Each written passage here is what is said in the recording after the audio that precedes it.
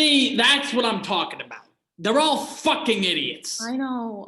No, you don't know, Ella. Let me finish. They are pathetic, sniveling, tiny men who write out of their asses and who just love to tear you down because they know, in truth, you are doing the only thing they've ever wanted to do. And they are jealous. Okay. So it makes sense he'd cast a trampy twig like Clementine in your role. Right. Plus, I'm sure he just wants something pretty to look at in the rehearsal room while he fades away into utter obscurity. Wow. And that's why he cast her and not you. Oh.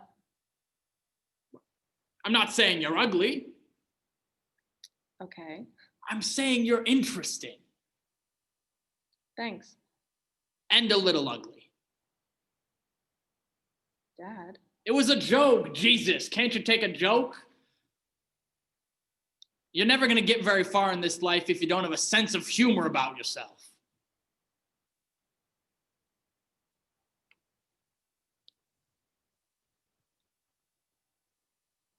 The relationship between critic and artist is an exchange of power. Both sides equally rely on the other to create and improve their craft. This power dynamic is explored by the New Yorker's 2019 interview and article, The Power of the Critic, a discussion. Art and politics critic Jillian Steinhauer tells the New Yorker, when you talk about expertise, it also opens up a conversation about who gets to be an expert, who is trusted with being an expert, who is considered an authority.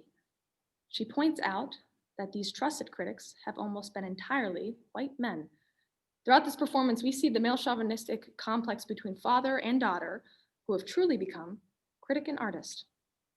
But when you silence the artist, you lose the art. I'm Gonna Pray for You So Hard by Hallie Pfeiffer. You gotta say what my old boss Milo Koppler always said.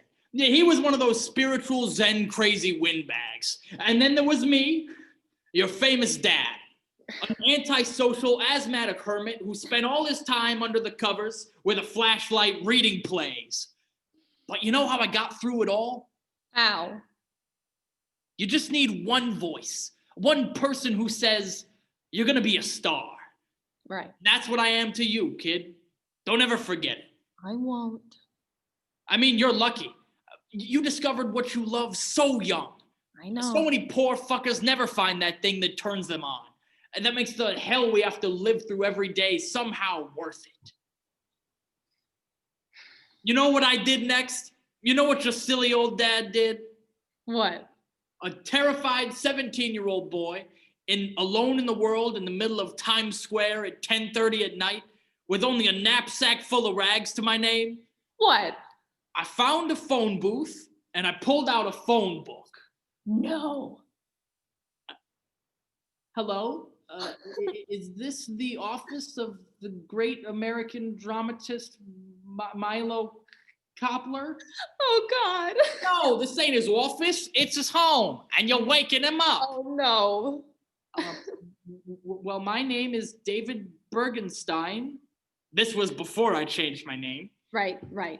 And so I said, my name is David Bergenstein, and I am your successor. Oh, you've heard this story? No. I've told it before?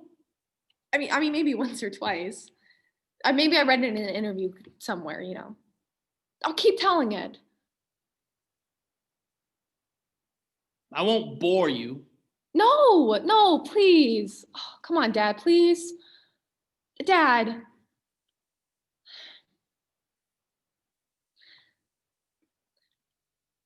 Did you ever regret leaving Koppler?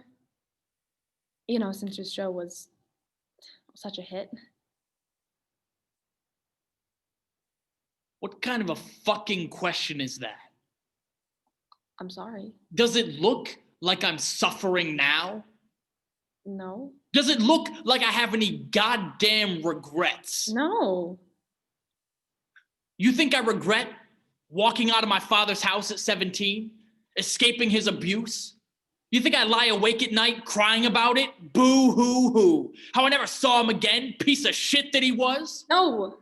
How I sent back every one of his letters, unopened? No, of course not. Everything I did, every decision I made led me right here to this moment with you. You think I regret having you? I don't know. I regret nothing. Do you know why? Do you know why? No. Because it gave me my play. If I hadn't done all that, if none of that shit had ever happened, I never would have written The Battle of Long Island. I never would have won the Pulitzer, 2 Tonys. I never would have gotten a fucking Academy Award. Nomination. What? Nomination. I said nomination. The Academy Award. I'm agreeing with you. Whatever. Nomination. Jesus, what are you, a fucking fact checker? I'm sorry. Smart ass. You should have won. Forget it.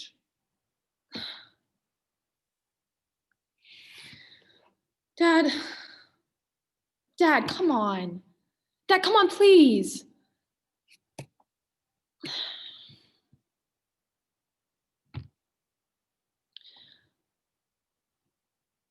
Dad, What?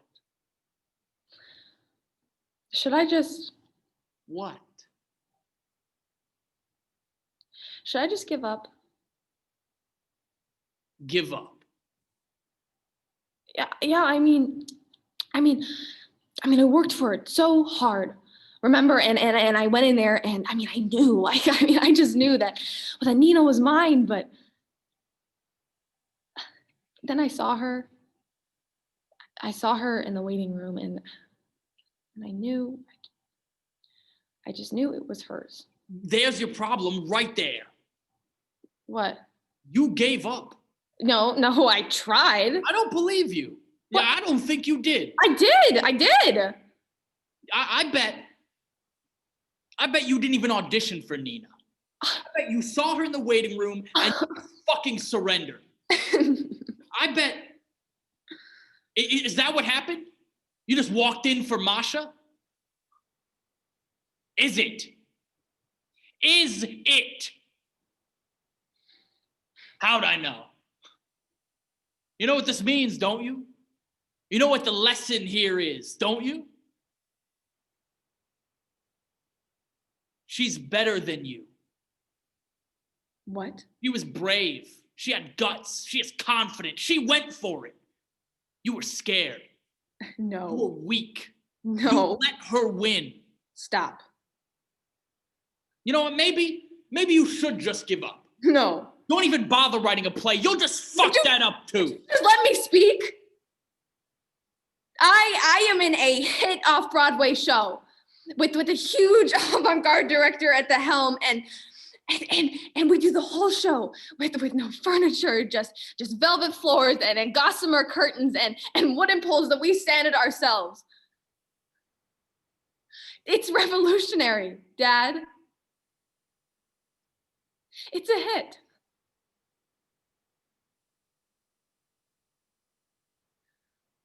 I want you to be proud of me.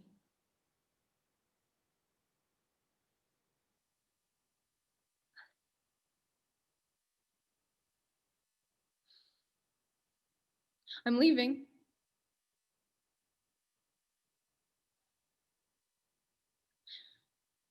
Don't call me.